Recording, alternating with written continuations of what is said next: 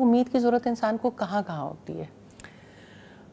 دیکھیں، ہم اگر یہاں بیٹھے ہیں نا تو ایک امید کے ساتھ بیٹھے ہیں بالکل، الحمدللہ کہ یہ گفتگو جو ہے انشاءاللہ نفع مند ہوگی. بالکل انشاءاللہ. یہ گفتگو ہمارے اپنے لیے نہیں ہے، یہ امت کے لیے ہے، امت کے افراد کے لیے.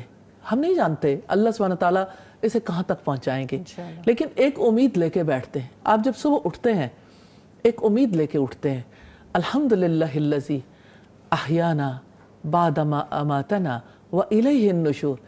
آپ اٹھتے ہی سب سے پہلے امید باندھتے ہیں.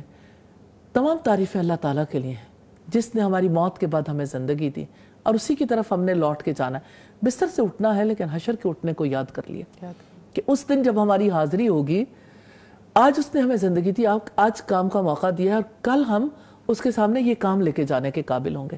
یہ دن ہمیں ہیلپ کرے گا. اس دن جس دن یعنی ہمارے پاس ہمارے اعمال کے سوا کوئی ایسی چیز نہیں ہوگی، اللہ کی رحمت ہوگی. اور آپ یہ دیکھیے کہ یعنی مجھے یہ سوچنا ہے، مجھے یہ دیکھنا اور بتانا ہے وہ کون سا لمحہ ہے جہاں ہمیں امید کی ضرورت نہیں ہوتی.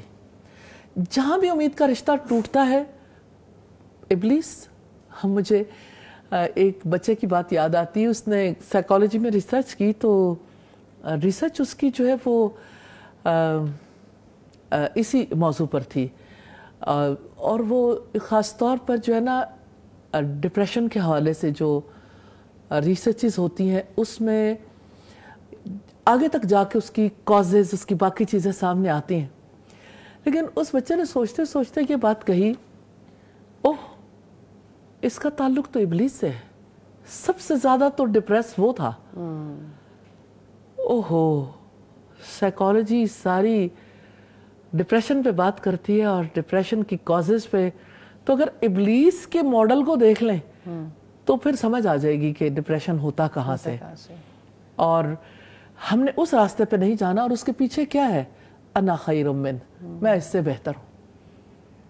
کہ جب انسان کے اندر یہ بڑائی کا احساس آتا ہے نا، اس کی وجہ سے انسان پھر ڈپریشن کی طرف جاتا ہے. یہ بہت بڑی ریزن ہے ڈپریشن کی. یعنی تکبر آتا ہے، ایگوسٹک ہوتا ہے انسان، اور ایگوسٹک ہونے کی وجہ سے پھر اس کے اندر اینگر بھی زیادہ ہوتا ہے. اور پھر یہ ہے کہ جب وہ اپنی مقاصد حاصل نہیں کر سکتا تو اس کو غم بھی زیادہ ہوتا ہے.